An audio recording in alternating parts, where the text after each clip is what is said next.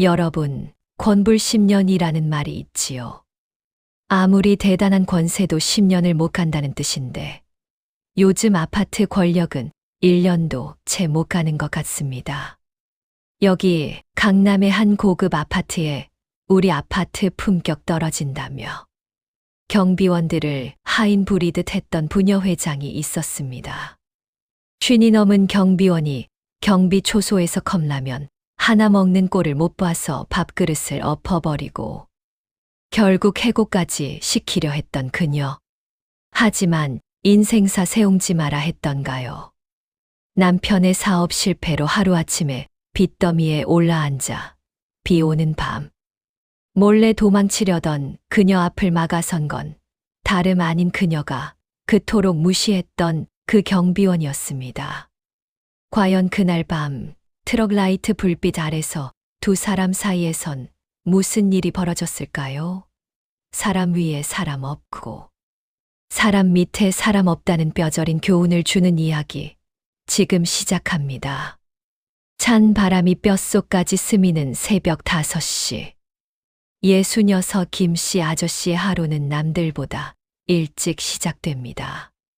강남 노른자 땅에 우뚝 솟은 로열 팰리스 아파트.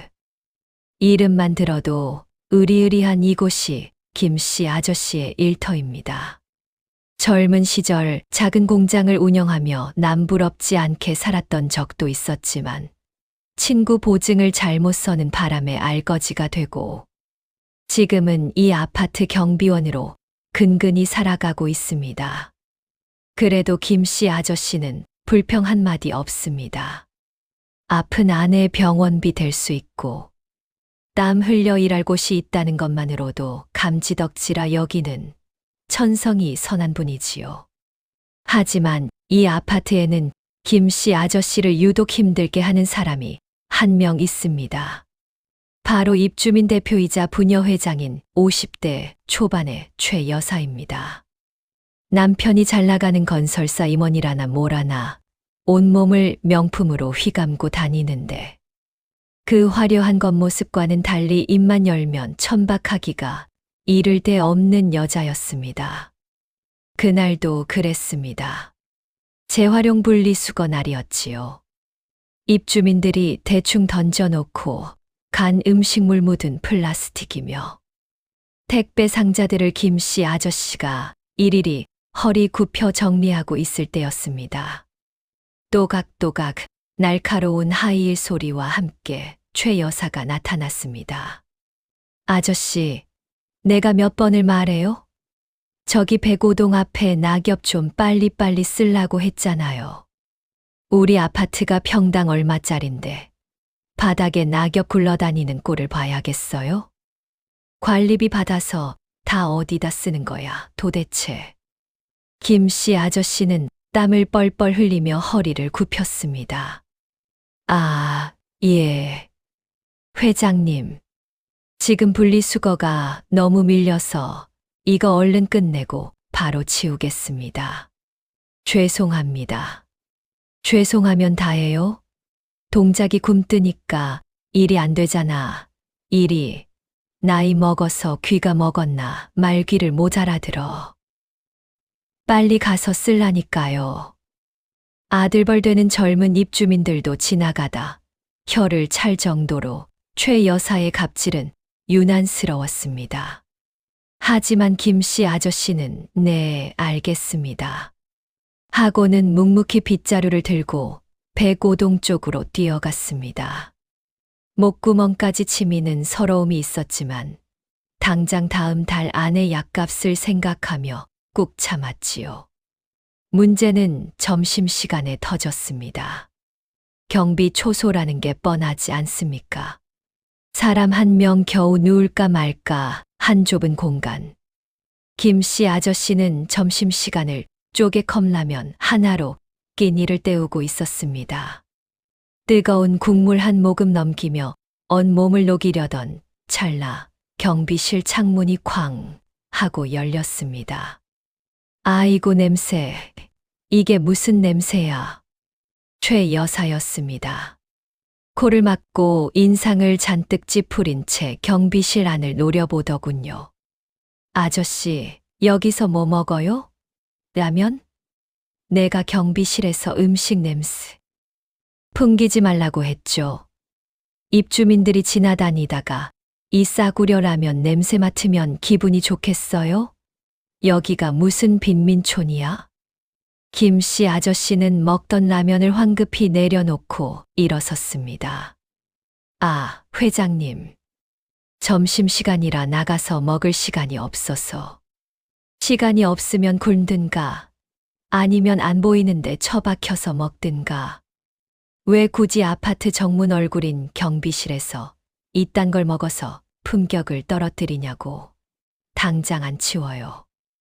그러더니 최 여사는 경비실 안으로 쑥 들어와 김씨 아저씨가 반도 못 먹은 컵라면 용기를 집어들더니 그대로 밖으로 던져버렸습니다.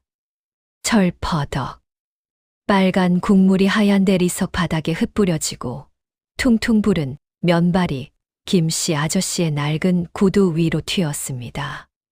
지나가던 초등학생들이 그 모습을 보고 킥킥거렸습니다. 김씨 아저씨의 얼굴이 홍당무처럼 달아올랐습니다. 배고픔보다 더 참기 힘든 건 인간으로서의 존엄이 바닥에 내동댕이 쳐진 듯한 모멸감이었습니다. 떨리는 손으로 바닥에 떨어진 라면 용기를 줍는데 최 여사의 독설은 멈추지 않았습니다. 더러워 죽겠네, 진짜. 내가 관리실에 얘기해서 경비 업체 싹 다 바꾸든지 해야지. 수준 떨어져서 같이 못 살겠네. 아저씨, 내 말 똑바로 들어요. 한 번만 더 내 눈에 이런 꼴 보이면 그땐 정말 옷 벗을 줄 아세요. 알겠어요? 최 여사는 씩씩거리며 자기 집인 펜트하우스로 올라가 버렸습니다. 남겨진 김씨 아저씨는 차마 고개도 들지 못한 채 바닥에 엎드려 휴지로 국물을 닦아냈습니다. 내가 못나서 내 가족 먹여 살리자고 이 나이에 이런 꼴을 당하는구나. 눈가에 맺힌 눈물이라면 국물 자국 위로 뚝뚝 떨어졌습니다. 하지만 김씨 아저씨는 몰랐습니다. 기세등등하던 저 최 여사의 운명이 바로 오늘 밤을 기점으로 지옥으로 곤두박질 치게 될 줄은 말입니다. 낮에 김씨 아저씨의 컵라면을 엎어버리고 씩씩거리며 들어간 최 여사.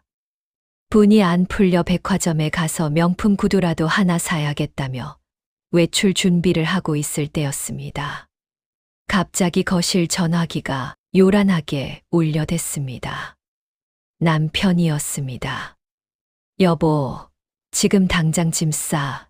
옷이고 뭐고 다 필요 없고. 안방 금고에 있는 달러랑 금괴만 챙겨서 지하 주차장으로 내려와. 빨리. 수화기 넘어 남편의 목소리는 사시나무 떨듯 떨리고 있었습니다. 최 여사가 기가 막혀 되물었지요. 당신 무슨 소리야? 대낮에 짐을 싸라니? 나 지금 백화점 가는 길인데. 백화점이 문제야? 부도 났어. 어음 막으려고 사채 쓴 게 터졌다고. 내일 아침이면 검찰들이 들이닥칠 거야. 딱지 붙기 전에, 출국 금지 떨어지기 전에 지금 당장 튀어야 한다고. 빨리 안 나오면 당신 혼자 감방 가서 콩밥 먹을 줄 알아. 뚜뚜뚜. 전화가 끊어졌습니다. 최 여사는 멍하니 수화기를 들고 서 있었습니다. 부도, 검찰, 감방, 도저히 실감이 나지 않았습니다. 내가 누군데? 강남 최고급 아파트 부녀회장인데. 내 남편이 누군데? 하지만 곧이어 휴대폰으로 빗발치는 문자 메시지들이 현실을 알려주었습니다. XXX건설 최종 부도 처리, 채권단 긴급회의 소집. 그제야 정신이 번쩍 든 최 여사는 미친 사람처럼 안방으로 뛰어갔습니다. 금고를 열어 닥치는 대로 가방에 쓸어 담았습니다. 현금 뭉치, 금두꺼비, 다이아몬드 반지. 손이 얼마나 떨리는지 반은 흘리고 반은 담았습니다. 그 와중에도 장롱에 걸린 밍크코트가 눈에 밟혀 그것까지 꾸역꾸역 가방에 쑤셔 넣었지요. 이게 얼마짜린데 내가 이걸 어떻게 두고 가. 밤 11시가 넘어서야 짐 정리가 끝났습니다. 밖에는 억수 같은 비가 쏟아지고 있었습니다. 천둥 번개가 치고 으스스한 바람이 불어댔지요. 마치 하늘이 최 여사의 앞날을 예고하는 것 같았습니다.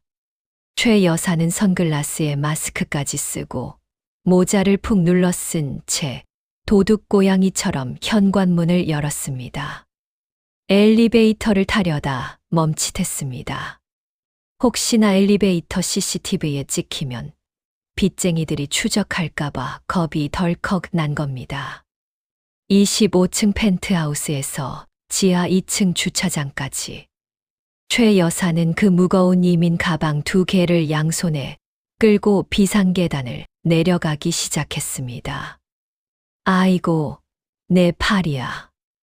아이고, 내 다리야. 평생 손에 물 한 방울 안 묻히고 살던 여자입니다. 5층도 못 가서 다리가 풀리고 숨이 턱턱 막혀왔습니다. 하이힐은 진작에 벗어 손에 들었고 맨발로 차가운 시멘트 바닥을 밟으며 내려왔습니다. 땀인지 눈물인지 모를 것이 범벅되어 화장은 흉하게 번졌고 명품 원피스는 계단 난간에 걸려 찢어졌습니다. 낮에 김씨 아저씨에게 격 떨어진다고 소리치던 그 고고한 사모님은 온데간데 없고 영락없는 도망자의 몰골이었지요. 1시간 같은 30분이 흐르고 드디어 지하 주차장 철문이 보였습니다. 최 여사는 안도의 한숨을 내쉬며 철문을 밀었습니다. 끼익. 녹슨 철문 소리가 유난히 크게 울려 퍼졌습니다. 주차장은 어두컴컴했습니다. 센서등이 고장났는지 깜빡깜빡하며 기괴한 분위기를 자아냈지요. 최 여사는 남편이 말한 구석진 기둥 뒤로 짐을 질질 끌고 갔습니다. 그런데 약속한 시간이 지났는데도 남편의 차가 보이지 않았습니다. 이 인간이 미쳤나? 왜 아직 안 와? 초조해진 최 여사가 휴대폰을 꺼내려던 순간이었습니다. 어둠 속에서 누군가의 인기척이 느껴졌습니다. 뚜벅, 뚜벅. 발소리가 점점 가까워지고 있었습니다. 최 여사의 심장이 쿵쾅거렸습니다. 빚쟁이들인가? 아니면 검찰 수사관? 최 여사는 급한 마음에 주차된 트럭 뒤로 몸을 숨겼습니다. 빗물에 젖은 바닥에 주저앉아 숨을 죽였습니다. 제발 그냥 지나가라, 제발. 하지만 발소리는 정확히 최 여사가 숨은 트럭 앞에서 멈췄습니다. 그리고 하얀 손전등 불빛이 최 여사의 얼굴을 정통으로 비췄습니다. 누구냐, 거기서 뭐 하는 거야? 굵직하고 엄한 목소리. 최 여사는 힉 하고 비명을 지르며 눈을 가렸습니다. 살려주세요. 돈 다 드릴게요. 제발 목숨만은. 최 여사는 바닥에 납작 엎드려 빌었습니다. 그런데 머리 위에서 들려오는 목소리가 어딘가 익숙했습니다. 아니, 이게 누구십니까? 백오동 회장님 아니십니까? 최 여사가 슬그머니 고개를 들어 불빛 너머를 보았습니다. 낡은 경비복에 비옷을 걸치고 한 손에는 순찰용 손전등을 든 남자. 바로 오늘 낮 자신이라면 국물을 뒤집어 씌우며 모욕했던 경비원 김씨 아저씨였습니다. 김씨 아저씨는 믿을 수 없다는 듯 눈을 비볐습니다. 산발이 된 머리, 찢어진 옷, 맨발. 그리고 터질 듯한 이민 가방을 끌어안고 벌벌 떨고 있는 여자가 그 천하의 최 여사라니요. 회장님, 이 밤중에 그 몰골로 여기서 뭐 하시는 겁니까? 그리고 이 짐들은 다 뭐고요? 최 여사는 순간 얼굴이 화끈거려 쥐구멍이라도 찾고 싶었습니다.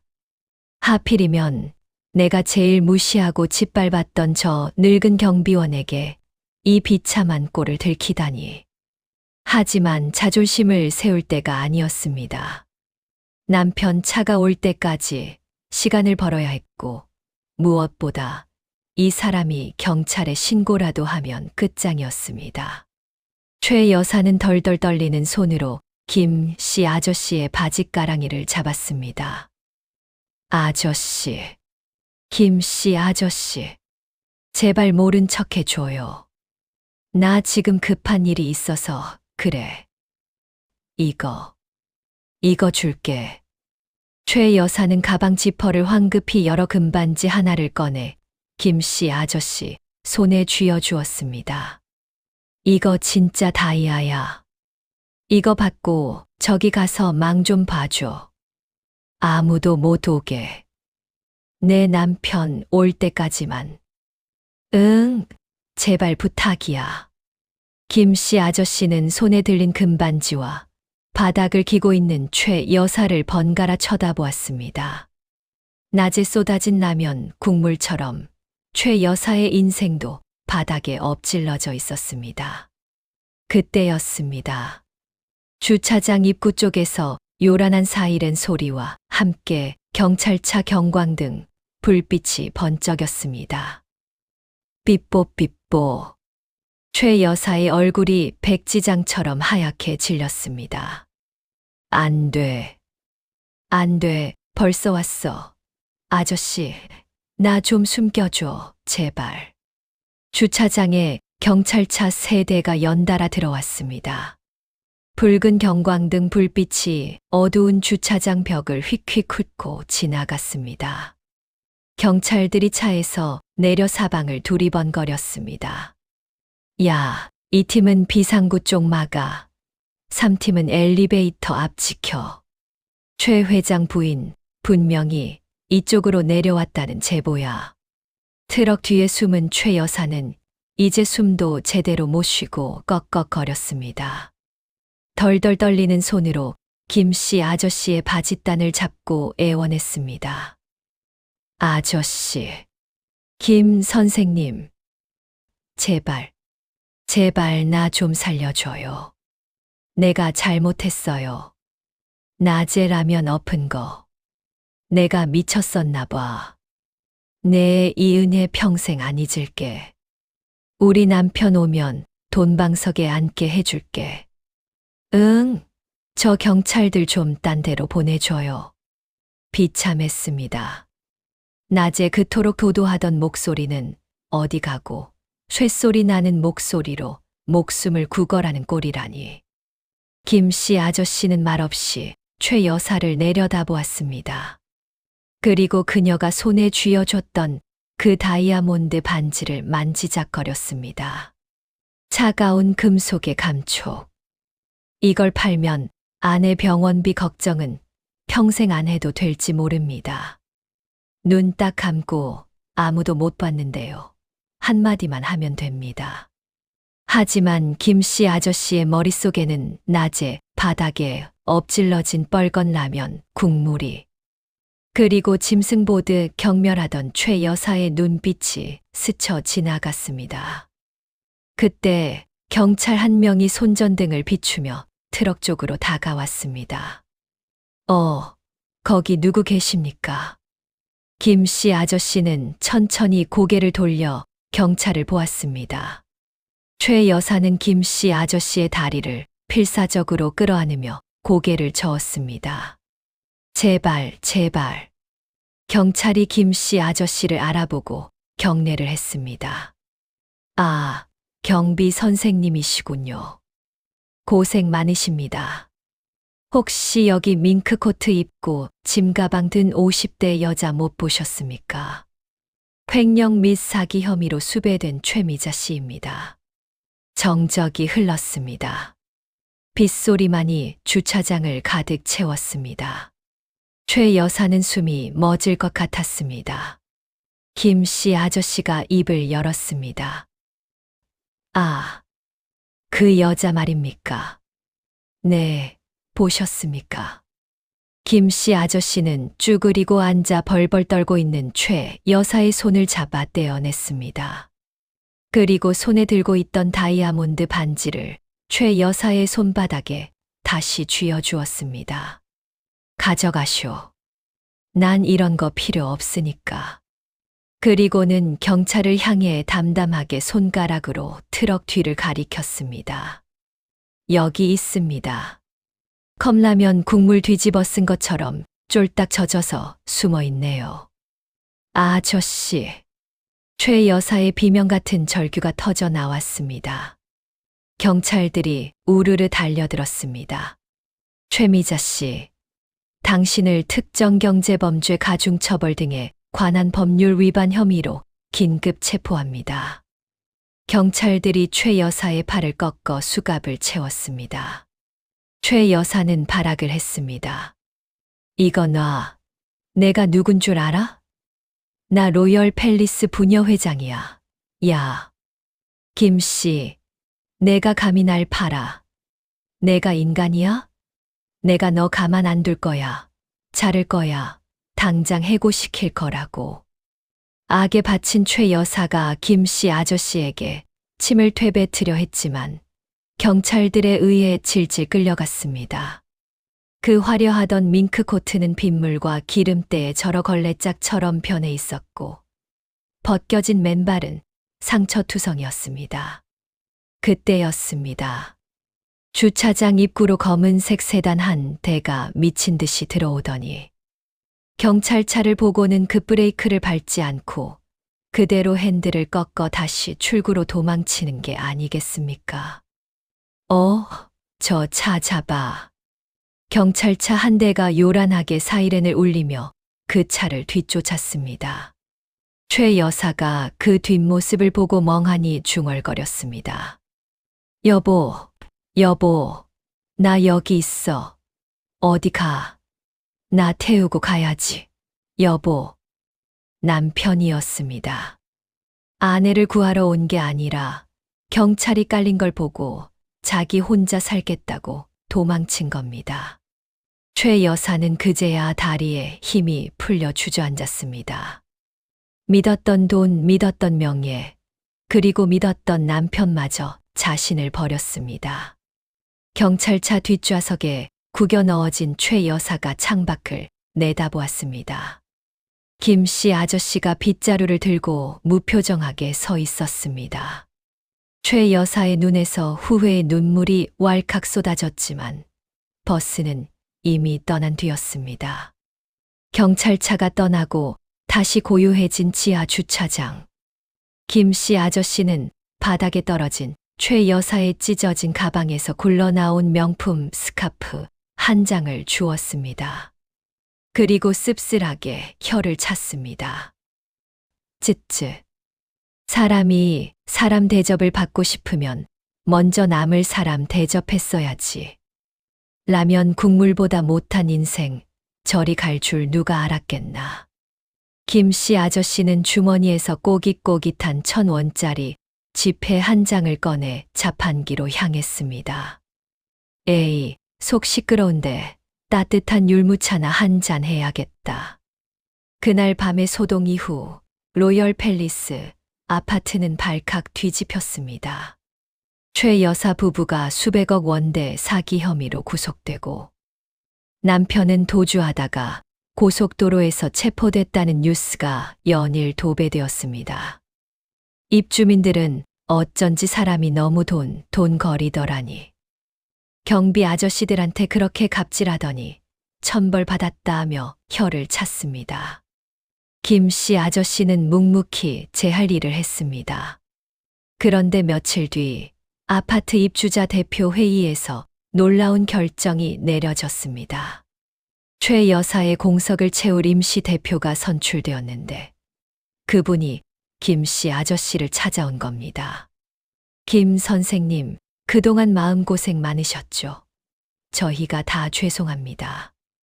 이번에 입주민 회의에서 경비실 에어컨 싹 다 교체해 드리기로 했고요. 휴게실도 넓은 곳으로 새로 만들기로 했습니다. 그리고 이건 새 대표는 봉투 하나를 내밀었습니다. 입주민들이 십시일반 모은 경력금입니다. 사모님 편찮으시다고 들었는데 약값에 보태 쓰세요. 그동안 아파트 지켜주셔서 감사합니다. 김 씨 아저씨는 봉투를 받아 들고는 눈시울이 붉어졌습니다. 돈 때문이 아니었습니다. 사람 대접을 받았다는 그 따뜻함이 언 마음을 녹여주었기 때문입니다. 그렇게 1년이란 시간이 흘렀습니다. 어느 화창한 봄날 김 씨 아저씨는 비번이라 동네 공원을 산책하고 있었습니다. 벤치에 앉아 쉬고 있는데 저 멀리서 허리가 굽은 할머니 한 분이 리어카를 힘겹게 끌고 오는 게 보였습니다. 남루한 옷차림에 헝클어진 백발. 여기저기서 주운 폐지가 리어카에 가득했습니다. 그런데 그 할머니가 벤치 옆 쓰레기통을 뒤적거리며 빈 캔을 찾다가 김 씨 아저씨와 눈이 딱 마주쳤습니다. 할머니의 눈이 크게 흔들렸습니다. 깊게 패인 주름, 초점 없는 눈동자. 하지만 김 씨 아저씨는 단번에 알아볼 수 있었습니다. 화려한 밍크 코트를 입고 경비실 창문을 두드리던 그 여자 최 여사였습니다.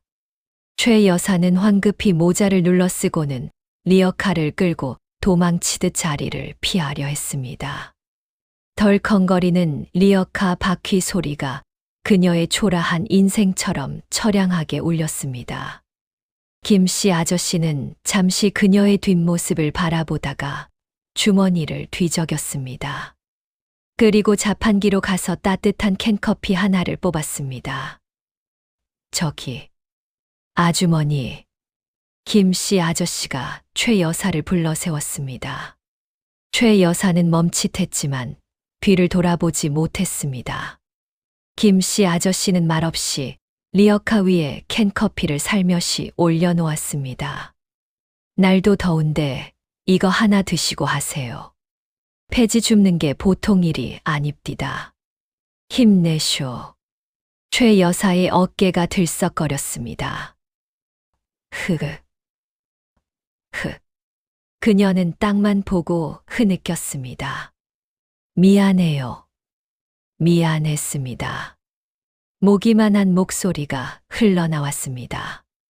김 씨 아저씨는 씁쓸한 미소를 지으며 돌아섰습니다.